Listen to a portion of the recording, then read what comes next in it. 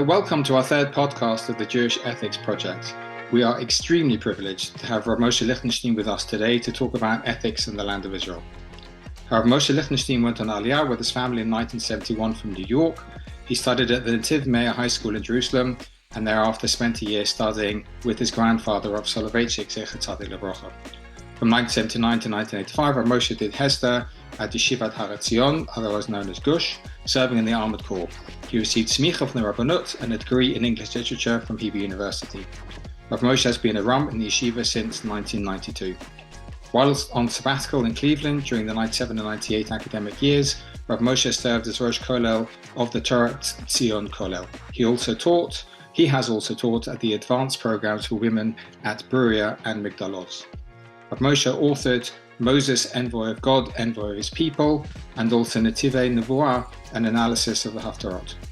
Rabbi Mosheh was inaugurated as Rosh Yeshiva of Yeshivat Etzion in Tishrei of 2008, alongside his father, Harav Aaron Lichtenstein, Zecher Tzadik Livrocha, as well as Harav Yaakov Meidan and Harav Baruch Gigi.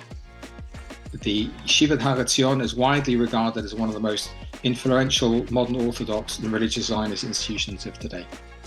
So with that behind us, Rabbi Mosheh, welcome and thank you very much again for joining us. Thanks for hosting me.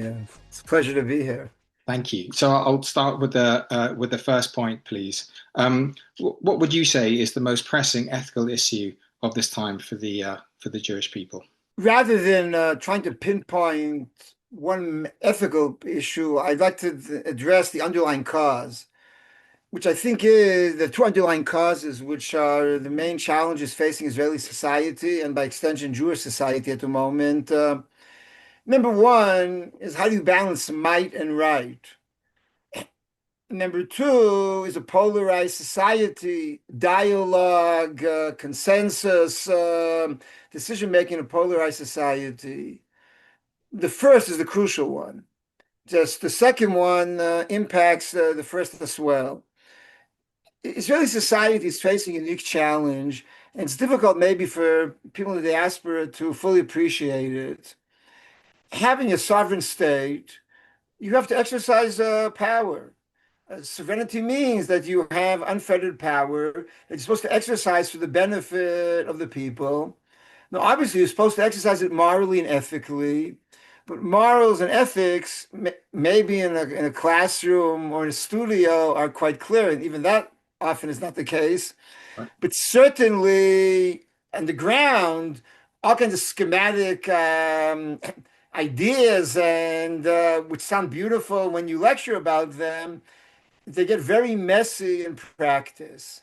And Israel, on the one hand, is facing the need to exercise force. We all saw what happened 2.5 years ago. When we were not prepared and unready, they slaughtered us. There was a massacre. So you have to exercise force. On the other hand, the moment you exercise force, it's very dangerous. And how to exercise this power is a problem. Power is, I won't use the phrase corrupt at the moment, but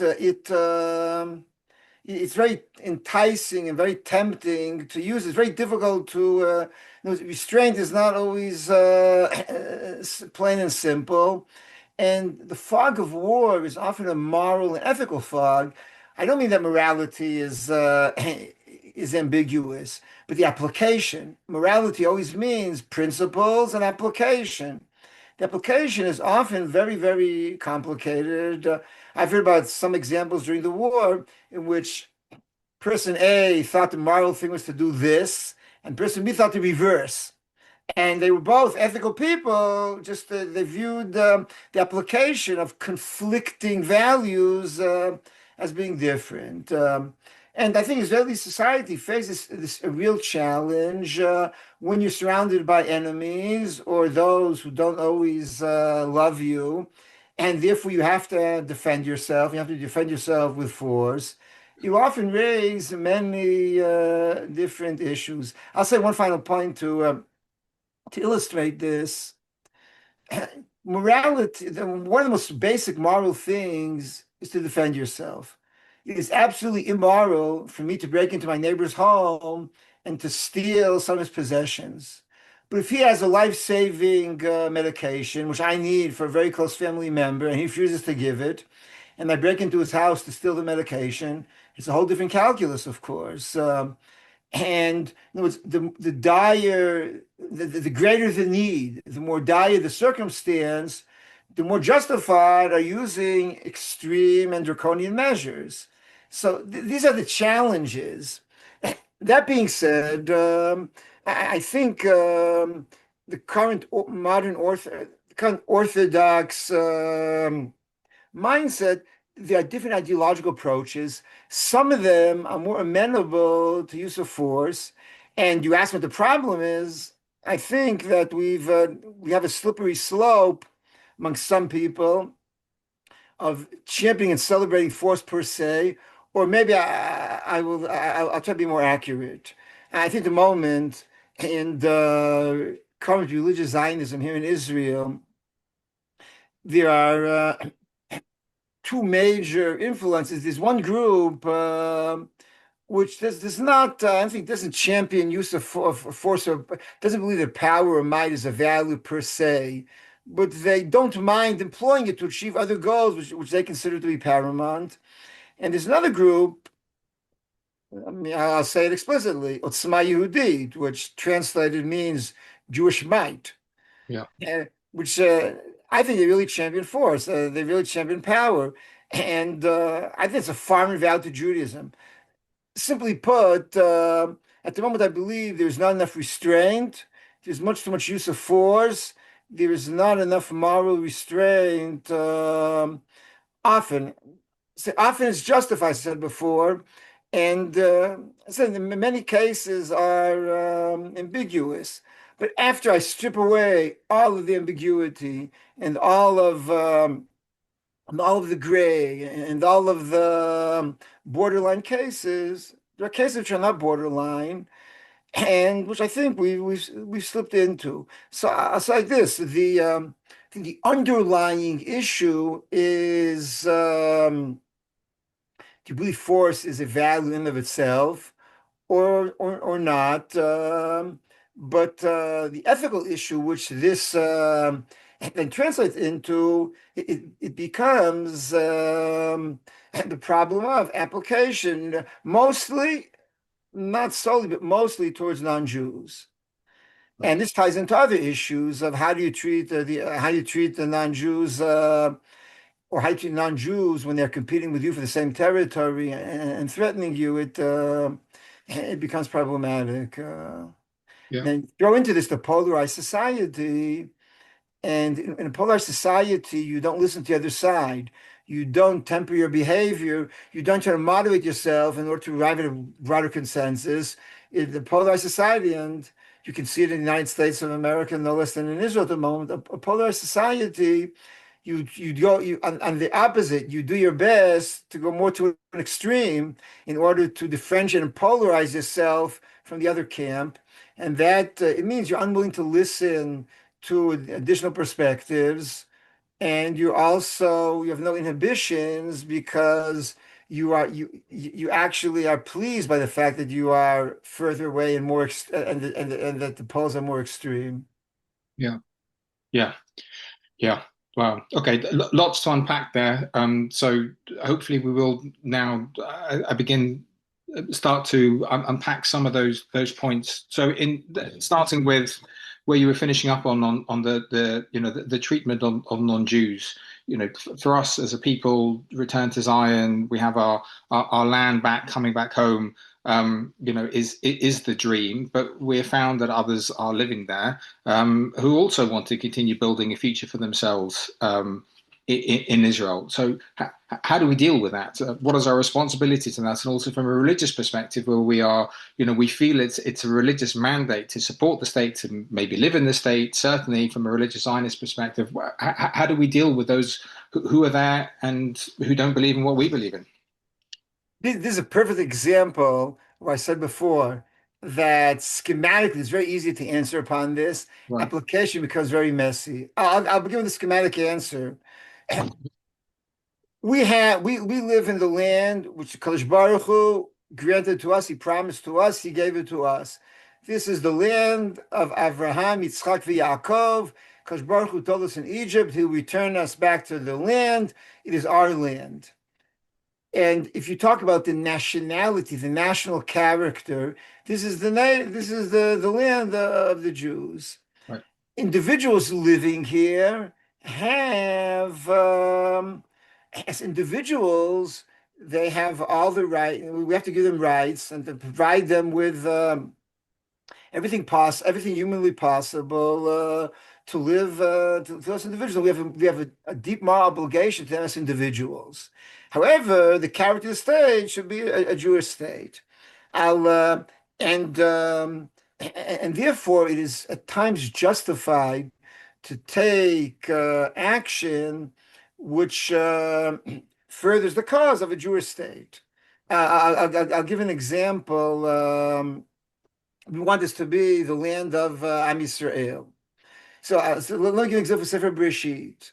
When Avram and Hagar, when there's all the comes with Hagar, the first time around, she's expelled, and God comes, intervene, and returns her. And essentially, he restores her and he rules. And the Ramban emphasized this point that she was mistreated.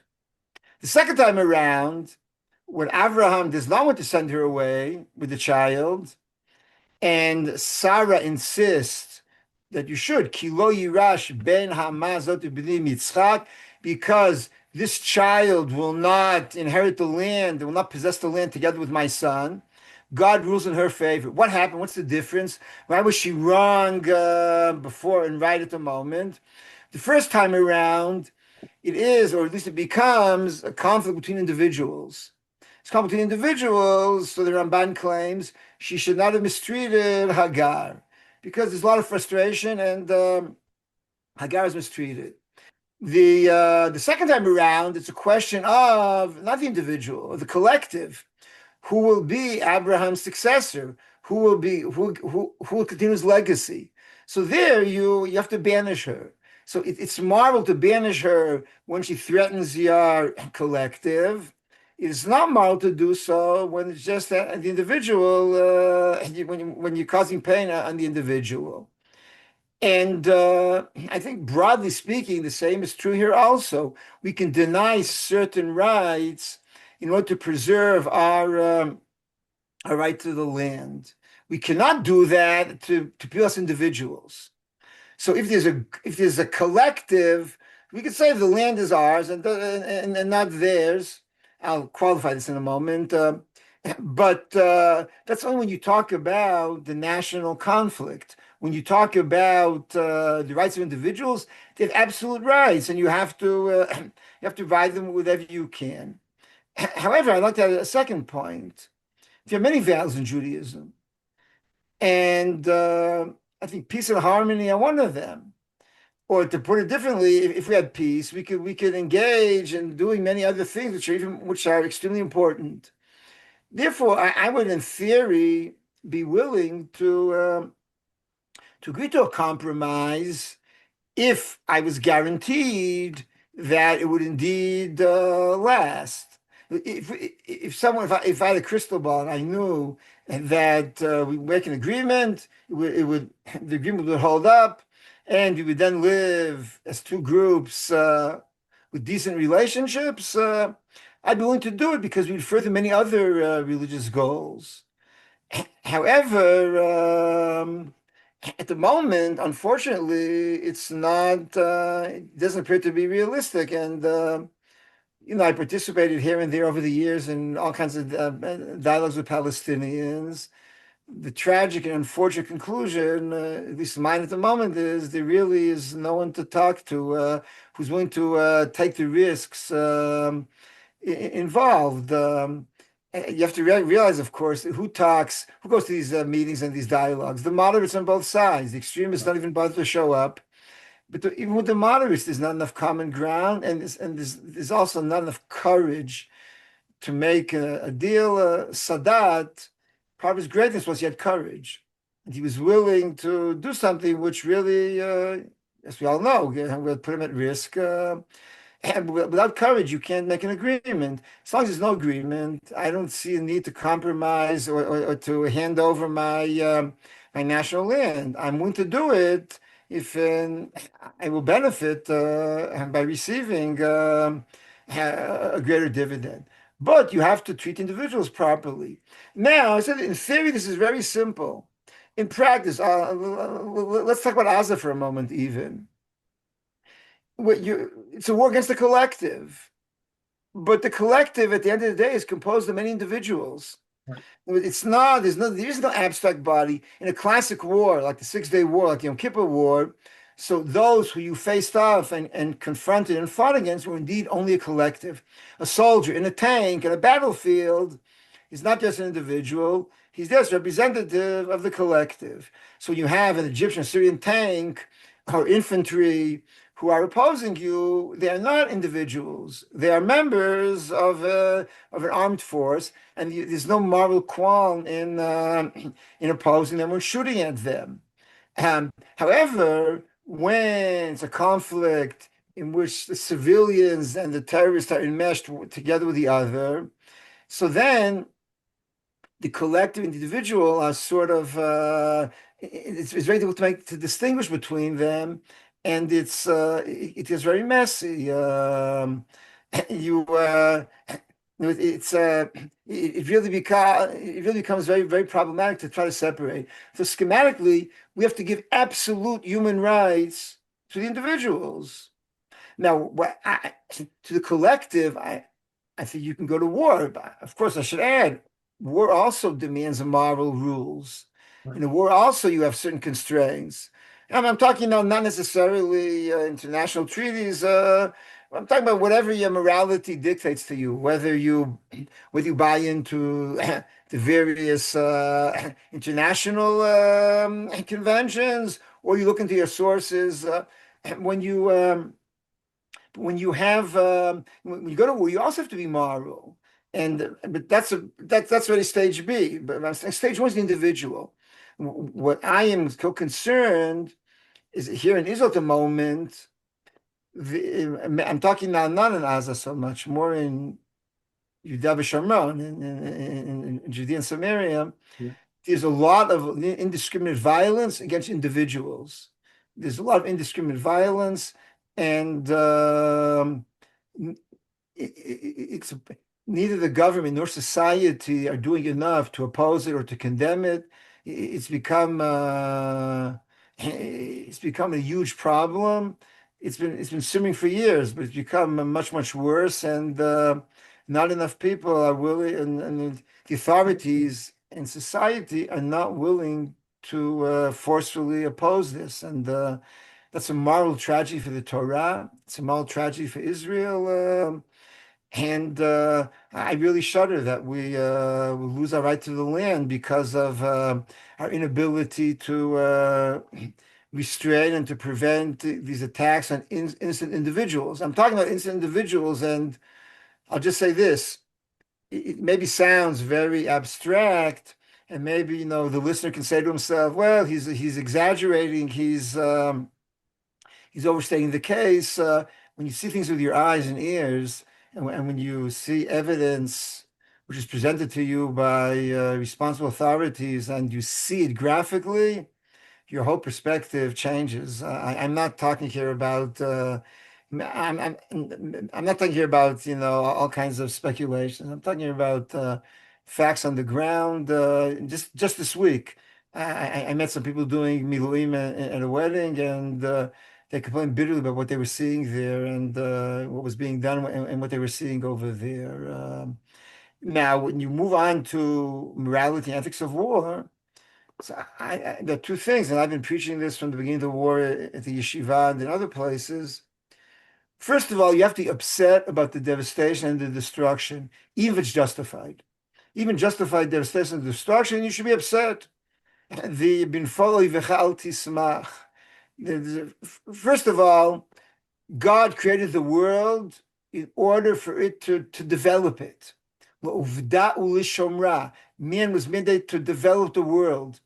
A world of devastation and destruction is religiously flawed because it's against the divine plan. and it reflects it's a chilul Hashem, so to speak. The devastation and destruction are wrong per se. Now, they may be inevitable. When it's inevitable, nevertheless you feel the pain. First and foremost of the human individuals, but also of the broader picture. As it looks now, it's a wasteland. There's no other word to describe it. It's a total wasteland, and that's opposed to God's plan for creation. And because even if we believe it was militarily justified, we should nevertheless be pained by it. I'll remind you that the Torah it placed its prohibition against wanton destruction, baltashchit, in the context of war. Right. And the soldier said to me 2 years ago, only if you're at war and you realize the impulse and the urge to destroy. And let me explain something. When you go to battle, you release aggression. The whole point is to release parts of your aggression, and within each and every one of us lurks a certain amount of aggression, which was planted in our souls by the Kadosh Baruch Hu to use them for many proper purposes, be it the sexual desire, which has its aggressive element, be it to use force to conquer the world, be it ambition to further goals, and be it self-defense. But once you release this, you have to very, very carefully control yourself and apply self-restraint. That's what he said to me. Only when you're in a place at war can you realize how profound it was that the Torah placed or positioned this prohibition within the context of war. And I remind you that the Rambam says that I began before and veered off track, and the baltashchit, the prohibition to wantonly destroy anything, applies even to cutting down trees of your enemy during a war. Right. I mean, the Rambam thinks you have to preserve creation, even if you have to fight some of the inhabitants. So the Ramban disagrees in that particular instance, but everyone agrees that's point number one. Point number two is you have to ask yourself, is all the destruction you are doing, is it justified? Is everything that you do, was that justified or not? And I would say like this, taking into account all of the I said before, all the fog of war, all the ambiguity, all of the areas in which people may disagree. After all that is said and done, nevertheless, my impression from close contact with many, many people is that we cannot say there were no instances in which everything was properly done. That there were unfortunately also instances of overreach in which actions were done which should not. I say this not to badmouth Chas v'Shalom, the state, the people, the soldiers, but rather I believe that the Jews in diaspora are partners, and we have to experience together, we have to deliberate together, and we have to work out these issues together. And that's why I feel it should be, we should recognize this. My impression is, and mostly from contact with people in the United States, is that at least the Orthodox community is getting a very rosy sunshine picture of the war, and do many, many, many positive things which were done, many impressive things. But all of the sun and the light is being shown, and none of the shadows and the problems. And there were and are plenty of problems. I think the version is that the narrative being told by various figures, including many Rabbanim, to people overseas, is a spoonful of sugar and another spoonful of sugar and another spoonful of sugar. And unfortunately, that's not necessarily the case. There have been many other problems. Now, I tied this into, I said before, in every war, these things will be inevitable. But I do believe that because you have a government in which members of the government talk proactively about the desire to use force. And when you champion force, when the Israeli government called the war initially Charvot Barzel, Right. meaning swords of iron, that is not Jewish. Jews always say, Kol Yaakov, Aidam Yidei Esav, that we may have to use the sword. And Jacob often uses the sword, but he never celebrates it. There's a famous Mishnah in Masechet Shabbat. If a warrior goes out with a sword on Shabbat, is he violating the Shabbat because he is carrying it from one area to another? And Rabbi Eliezer says that it's an ornament for a warrior to have a sword. And Chachamim say, no, it's not an ornament. It's a necessary evil. That lo yisa goy goy cherev. Our hope is not. We don't champion swords. And the pasuk says, "What is our sword?" The Kadosh Baruch Hu. Ashrech yisam nosha b'Hashem, asher cherev gavatechem. We read this every year in Simchat Torah. Pasuk says, Am Yisrael is blessed because their sword is divine assistance or divine help, and not the regular sword. The sword that we rely upon is God's favor. And because of that, I think we have to be aware of these issues. Right. Wow. So trying to pick up on a couple of things that you said there, in terms of, I guess, the difference between the schematic of what a moral landscape should look like, and then how we apply it in practice, as well as then references to, you've quoted from different psukim, from different from the Mishnah. I guess my question is, to what extent should learning these sources, having the development of the society in Israel, or any society, but the society in Israel particularly today, as a rabbi, as a Rosh Yeshiva, I can imagine you're going to say, of course it should. But I guess in particular, some of the areas that you just quoted now, the sensitivity of the Ramban regarding Hogor, or the example that you gave now regarding the sword, are we teaching the wrong thing? Are these ethical principles which you've been referring to, are they coming across properly as we learn Torah? And as we know, there's a lot of learning Torah, thank God, in Israel. But is it the right kind of Torah? I'll try to choose my words carefully. First of all, of course, we should learn Torah. Of course, we should engage with this. I'll allow myself a bit of an aside before I directly address your question. Torah always develops by interacting and having friction with life.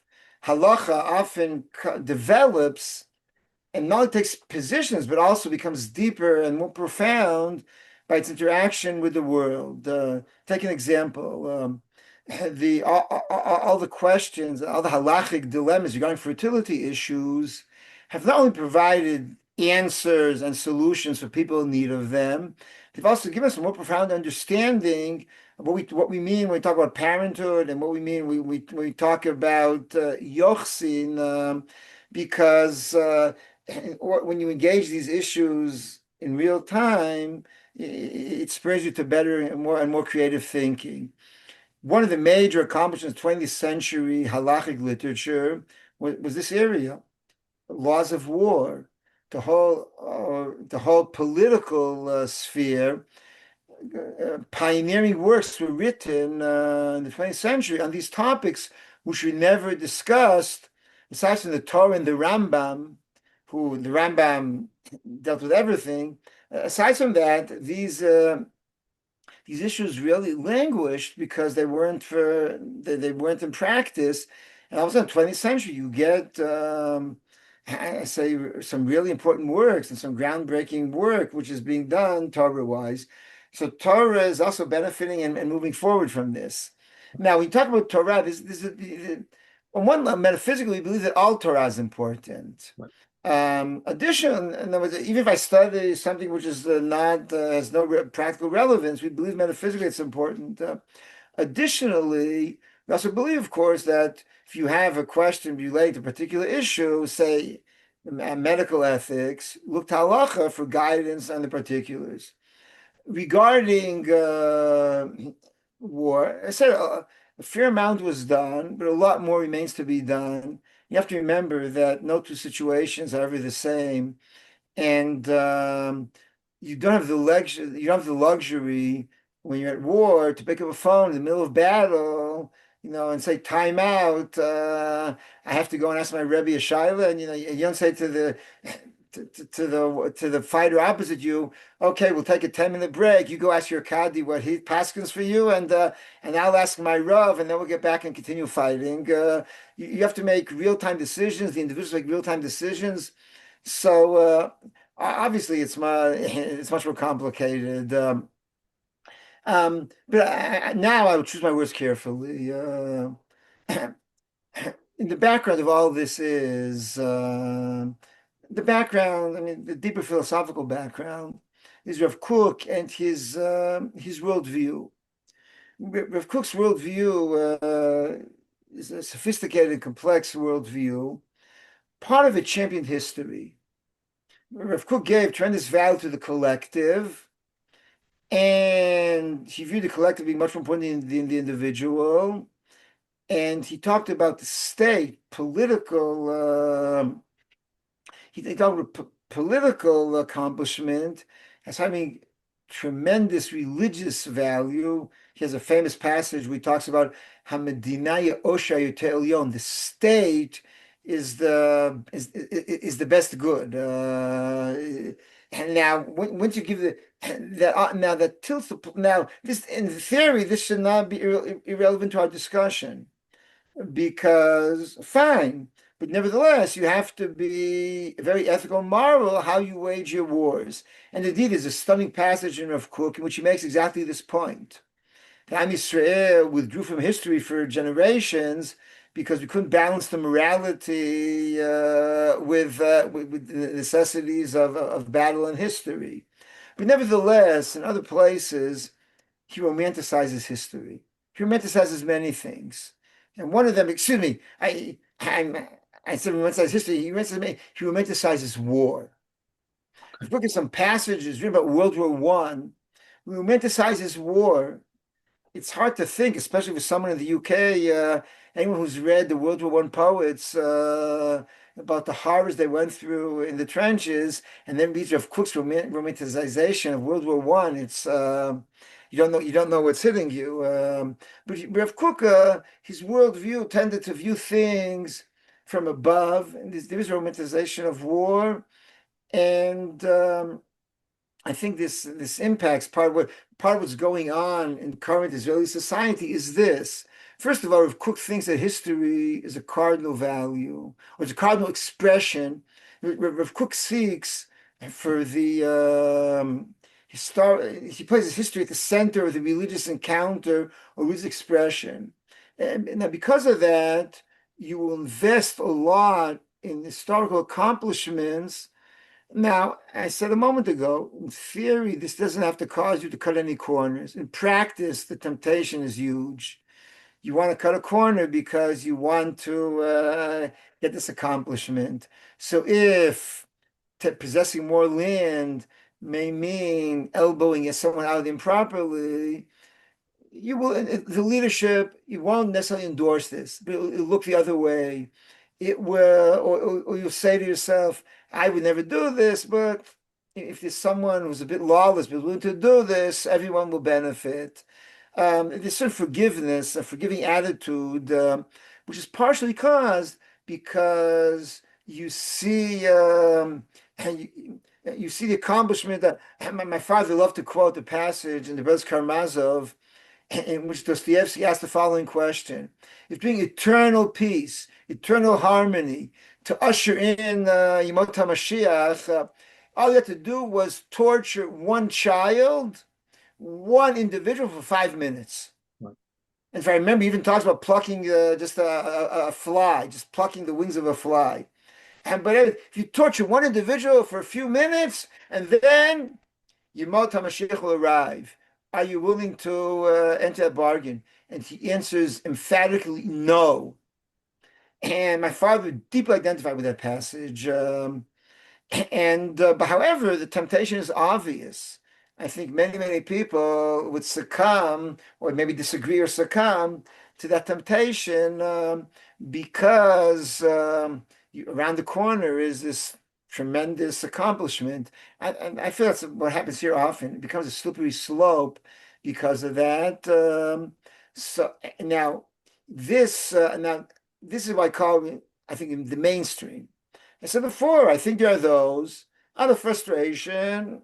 Like the Kahana followers, they believe as an important power per se. I said before my opinion about that, but they're part of what's, I say, forming and formulating the current religious or spiritual atmosphere.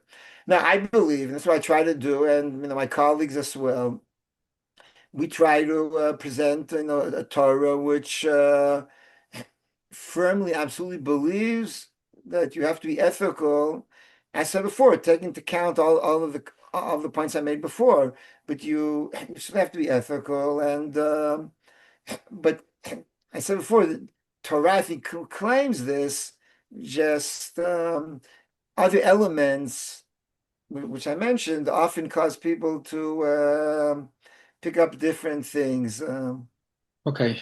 So we've looked internally, thinking externally now a little, beyond practical necessities of security, diplomacy, whatever. How much do you think we need to care about what the non-Jewish world thinks of Israel and thinks about the Jewish people as a whole? It's like this. From one level, the answer is obvious. Yes. I mean, that's the concept of Chilul Hashem and Kiddush Hashem. But when Yechezkel talks, and we'll read this in Haftarah in a few weeks, when Yechezkel talks about my name, which has been desecrated amongst the Goyim, obviously he cares what the Goyim think. Shmiya Gadol HaMechulal BaGoyim. So, which he's not thinking about ethical issues, he's talking about other issues, he's talking about history here, not about morality. But obviously, he's telling you that what non-Jews think, we care about. And I think that's clear and self-evident. When the Chazal talk often about that a person, God's people, are perceived as such, and that obligates us to represent him properly and represent him towards the world at large. So the answer is, of course, yes.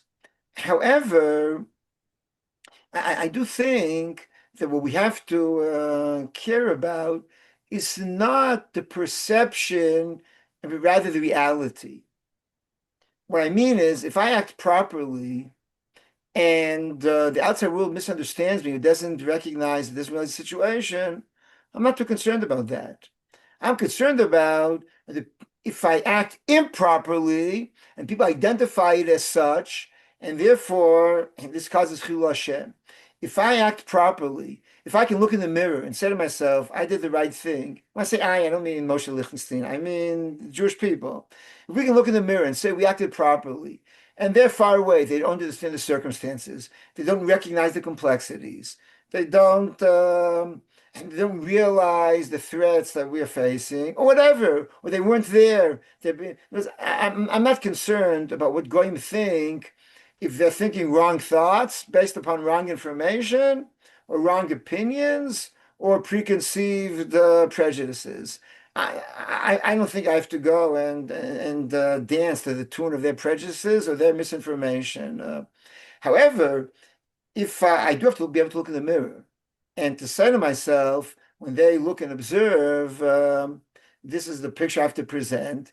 And if I'm presenting a picture that's problematic, I do think I should I have to take that into account. And I have to take into account that it's important to explain myself and justify myself. to the extent, to the extent that it's possible without losing my independence or becoming too apologetic. So I think, yes, it's important to understand ourselves. But once more, do I think we should allow humanitarian aid into Gaza or not? It will not be a function of what they write in the New York Times or Le Monde. It'll be a function of I think it's right or wrong.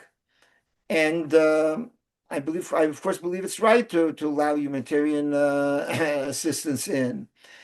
But if I do not do that and then I'm criticized, it pains. So it's an additional pain because if the criticism is correct, so indeed is another problem, which is a real problem.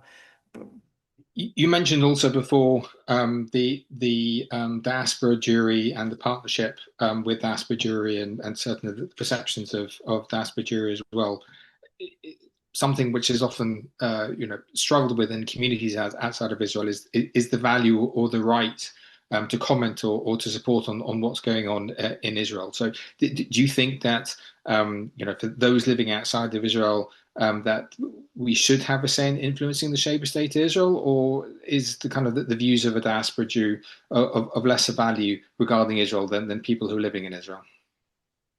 So the answer is yes and no, or to put it differently, the opinions are of value, but of less value.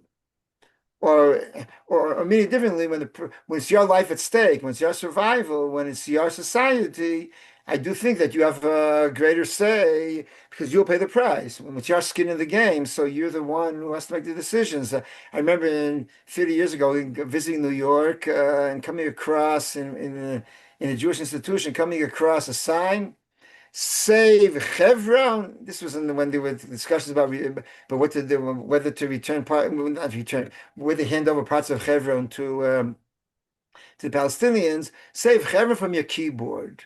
I remember thinking to myself, I may agree or disagree with the people living in Hebron, but I respect them immensely for putting their lives where their mouths are. When they take a position, it is literally their lives at stake. And this person living in Long Island and saving her from the keyboard, I have nothing but contempt because he wants to live a nice, comfortable life and let others put themselves at stake. And now, so so I think like this. On one level, we're family. I'm Israel, called Israel Achim. We're mishpacha. I think in family affairs, everyone has a say. And what will happen here in Israel impacts upon the Jewish people at large. So from that perspective, all Jews have a say. All Jews should be interested. I expect all Jews to care. I expect all Jews to follow what's going on over here. I expect them to support to the best they can. I don't mean necessarily financial support. It could be political support. Could be moral support. I expect so. What happens here really relates to everybody, and because of that. I think they certainly have a right to express an opinion. Not only right, I think they have an obligation to express an opinion and to be engaged.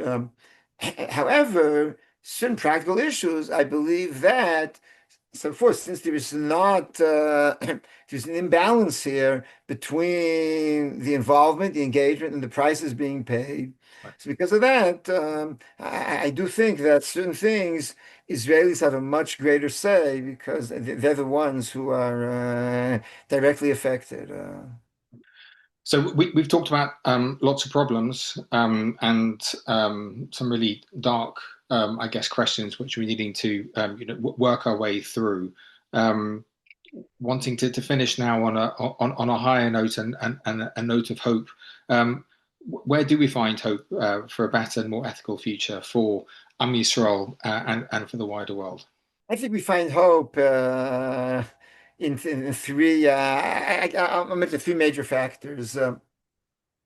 First of all, I think we find hope from what happened and what's happened the past 2, 3 years. A lot of impressive things have happened.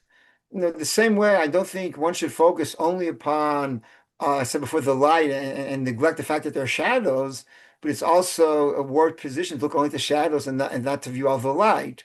There's a lot of light, tremendous amount of self-sacrifice, mesirut nefesh, people in this country are going to Miluim time and time and time again. They left families alone. people sacrifice themselves for the greater cause. It's been extremely impressive how society is willing to sacrifice for greater goals and to put aside all kinds of comfort and material needs. And this is it's not a few select individuals. It's masses.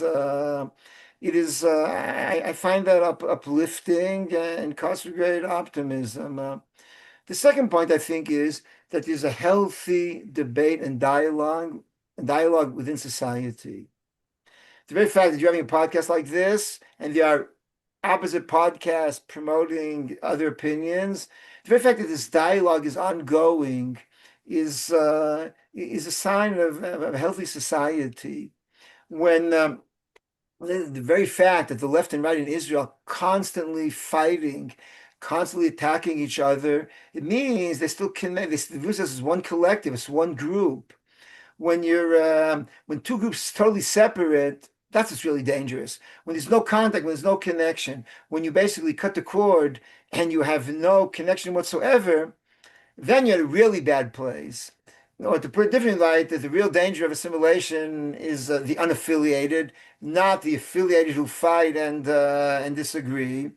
And it's true in a family. In a family, a problem is all families fight.